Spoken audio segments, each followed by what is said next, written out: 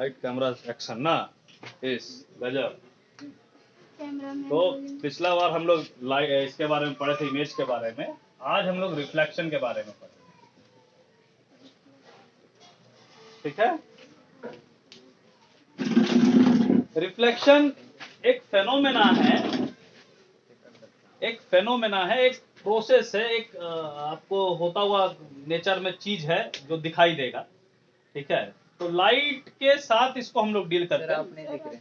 Light को हमको दिखना नहीं दिखना से क्या मतलब है? अरे दिखना रिफ्लेक्शन को है यार, फोकस कम हो जाता है। अरे भाई फोकस मत बोल, अभी अलग टर्म है फोकस, ठीक है। हाँ, तो रिफ्लेक्शन क्या है कि आप रिफ्लेक्शन पे जब आप पढ़ रहे होंगे तो दो फेनोमेना अभी हम लोग को पढ़ना है 10th में, रिफ्लेक्शन और रिफ्रैक्शन। ये दोनों फेनोमेना लाइट के ऊपर डील होता है, लाइट से आप इसको समझते हैं, ठीक है। हालांकि दोनों फेनोमेना ऐसा नहीं कि लाइट के साथ ही डील करना है। रिफ्लेक्शन आपका साउंड के केस में भी है और वहां भी रिफ्रैक्शन का केस मुद्दा हो सकता है जब मीडियम चेंज करता है तो, लेकिन वहां पहले हम लोग रिफ्लेक्शन वहां भी पढ़ते हैं, ये जानकारी रखना है, ठीक है। तो रिफ्रैक्शन लाइट में इसलिए है, उसका अलग से हम लोग एक फेनोमेना एक अलग टॉपिक आएगा। अब रिफ्लेक्शन होता क्या है ये समझिए। जैसे हम शीशा के सामने खड़ा हुए तो शीशा में हम दिखने लगे, मिरर जिसको बोलते हैं, ठीक है, उसमें हम दिखने लगे। दीवार के सामने खड़े हुए तो दीवार हमको दिखने लगा, ठीक है। दीवार में तो हम नहीं दिखेंगे, दीवार ना हमको दिखेगा, लेकिन दोनों ही केस रिफ्लेक्शन का एक रूप है, ठीक है।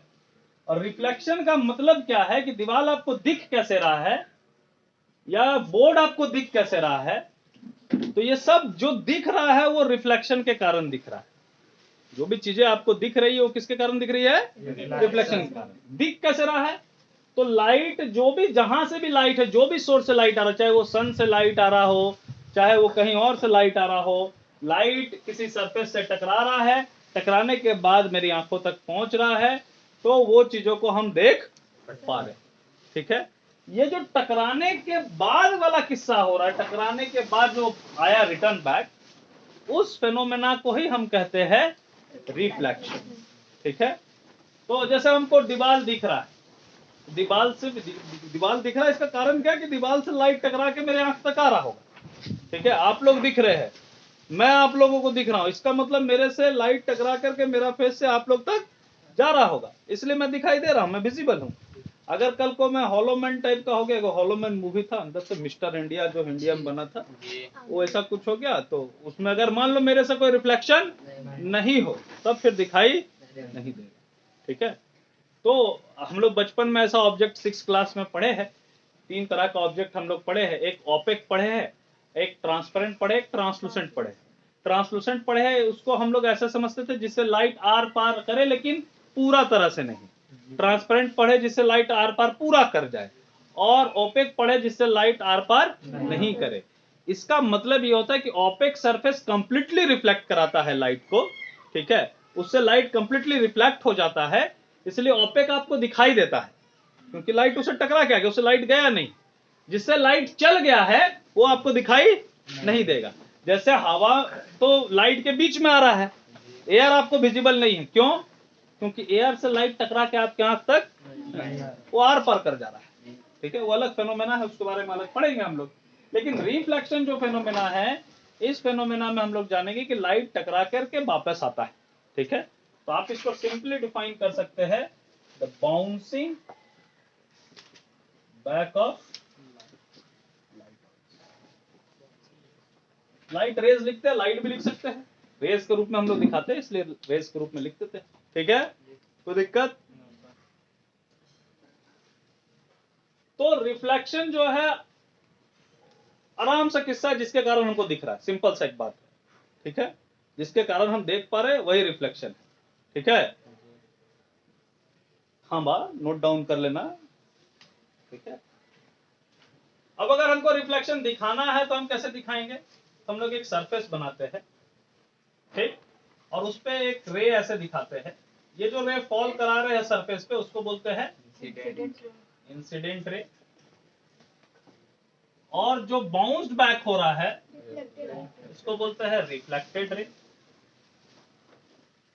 ठीक है, इस पॉइंट पे जहां पे इंसिडेंट रे स्ट्राइक कर रहा है उसको बोलते हैं पॉइंट ऑफ इंसिडेंस।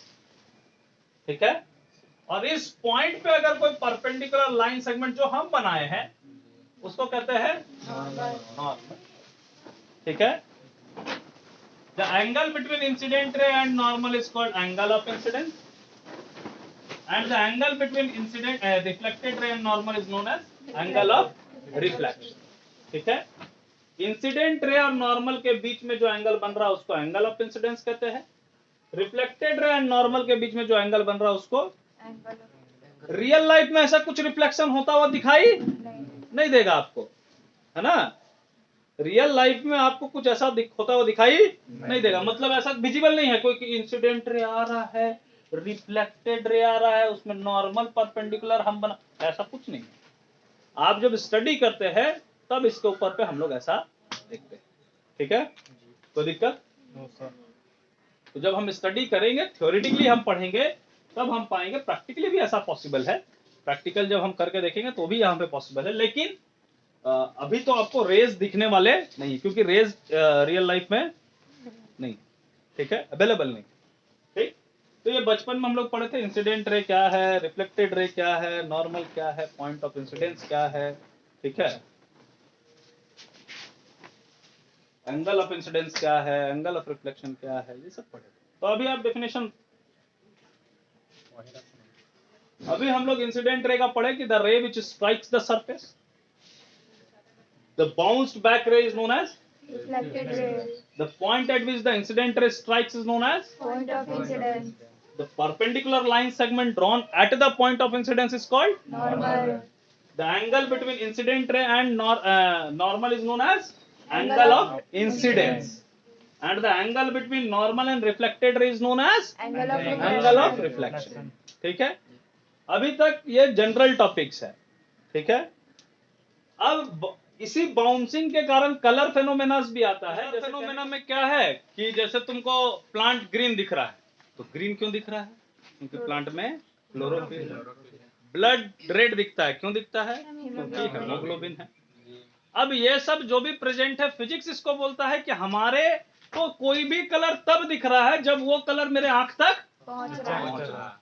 ठीक है, तो जनरली जो पिगमेंट्स है उसके कारण कलर है वो अलग किस्सा है, लेकिन जब आप कलर का एक्चुअल में लाइट के साथ देखेंगे तो लाइट में वही कलर आपको दिखाई देगा जो आपके आंखों तक पहुंच पाएगा। ठीक है, तो कलर के ऊपर में हम लोग बाद में डिस्कस करेंगे, कलर एक बहुत बड़ा ब्रांच है। अभी हम लोग सिर्फ रिफ्लेक्शन के ऊपर देखेंगे, और रिफ्लेक्शन हम लोग देखे भी है। ठीक है, नहीं देखा है तो एक बार पॉज करो मेरा। ठीक है, तो रिफ्लेक्शन दिखे, अभी रिफ्लेक्शन आप देख सकते हैं लेजर लाइट से। लेजर लाइट से रिफ्लेक्शन कैसे देखेंगे? जैसे यहां से कहीं पे इस पॉइंट से उस पे विजिबल है, इस पॉइंट से देखो यहां पे मारा, शीशा में मार रहा हूं मैं, शीशा पे, ठीक है, और वो कहीं रेड स्पॉट वहां दिख रहा होगा, तो ये रिफ्लेक्टेड है, ये रिफ्लेक्शन होके दिख रहा है, दिख रहा है ना, तो कहीं ना कहीं जा रहा होगा हवा में। ठीक, रिफ्लेक्शन होके दिख रहा है। मैं मार किस पे रहा हूं? शीशा पे, मिरर पे। अब मिरर वहां से रिफ्लेक्ट कर रहा है, डायरेक्ट भी ऐसे मार सकता था, डायरेक्ट का स्पॉट अलग है, मिरर से जो जा रहा है उसका स्पॉट अलग दिख रहा है, दिख रहा है। अब मिरर चेंज करूंगा तो उसका भी पोजीशन चेंज होगा। ठीक है, सर ये कोई भी मिरर पे हो सकता है? कोई भी मिरर पे हो सकता है।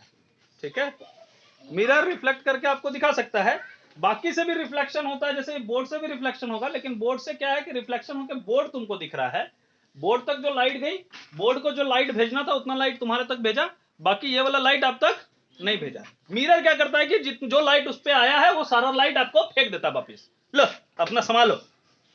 हाँ, ठीक है,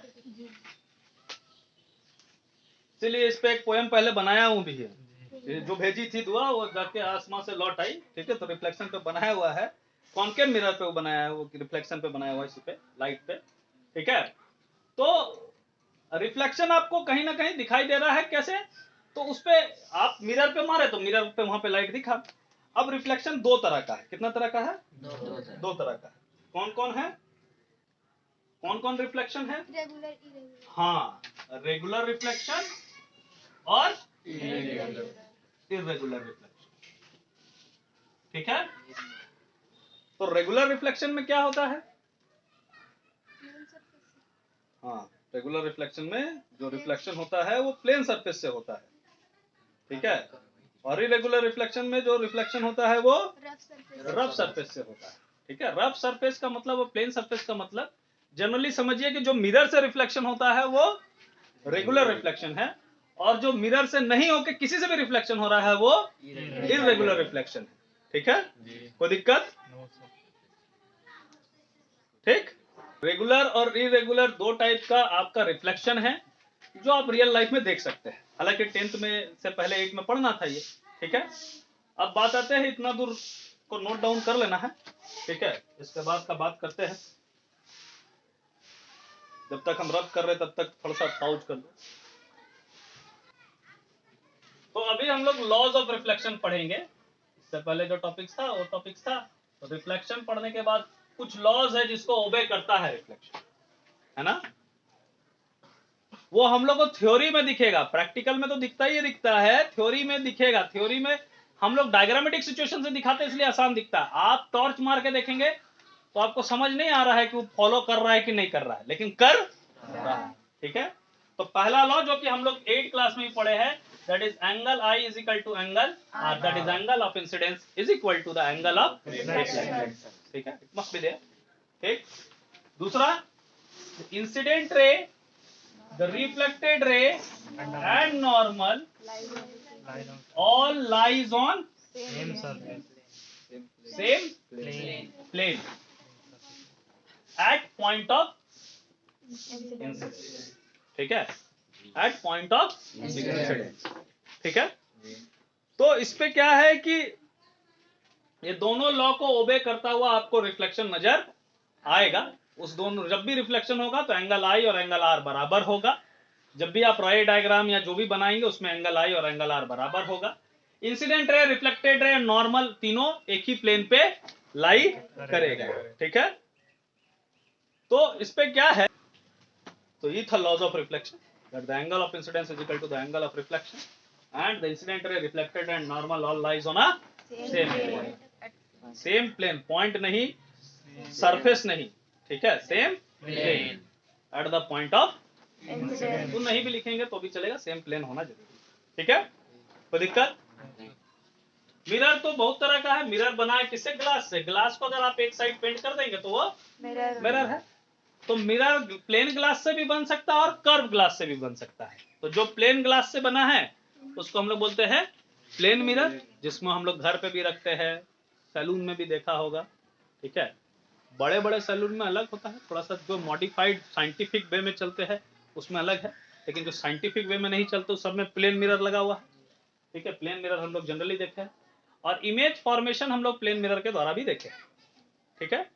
कल अब बात आई थी कि इमेज फॉर्मेशन हम लोग देखेंगे कैसे। तो हमने कल आपको बताया था पिछले क्लास में कि इमेज जब बनता है तो उस पर क्या है कि रिफ्लेक्टेड रे का मिलना होगा। रिफ्लेक्टेड रे मिलेगा तभी इमेज बनेगा, ठीक है। तो ये दिमाग में रखना कि जहां रिफ्लेक्टेड रे मिलेगा वहीं पे इमेज बनेगा। इंसिडेंट रे, रिफ्लेक्टेड रे मिलेगा इससे हमको कोई लेना देना नहीं। रिफ्लेक्टेड रे का मिलना जरूरी है तभी इमेज का फॉर्मेशन पॉसिबल होगा। तो अगर रिफ्लेक्टेड रे का मिलना जरूरी है तो बताइए कि कितना नंबर ऑफ रेज कम से कम जरूरत होगा इमेज डायग्राम दिखाने के लिए? कितना नंबर ऑफ रेज जरूरत होगा इमेज डायग्राम दिखाने के लिए? कम से कम 3। कम से कम कितना? 2, ठीक है। 2 होगा तो मिल जाएगा ना। एक ही रे बनाएंगे तो मिलेगा नहीं, उसका इंसिडेंट रे होगा, उसी का रिफ्लेक्टेड होगा, वो मिलेगा कहां, ठीक है। अगर 2 रे मिलाए, 2 रे बनाए हम किसी पॉइंट से, 2 रे हम बना दे और वो 2 रे आफ्टर रिफ्लेक्शन मिल जाए या मिलता हुआ नजर आए, हम जबरदस्ती मिला दे तो इमेज का फॉर्मेशन। हमने पिछले क्लास में आपको बताया कि अगर अपने आप मिल जाएगा तो रियल इमेज बनेगा, और अगर हम जबरदस्ती मिलाएंगे तो वर्चुअल इमेज, ठीक। कोई दिक्कत है? तो अभी हम लोग जो है प्लेन मिरर के द्वारा का इमेज का फॉर्मेशन देखेंगे, लेकिन नेक्स्ट क्लास में, ठीक है। तो आज के लिए अलविदा, बाय बाय।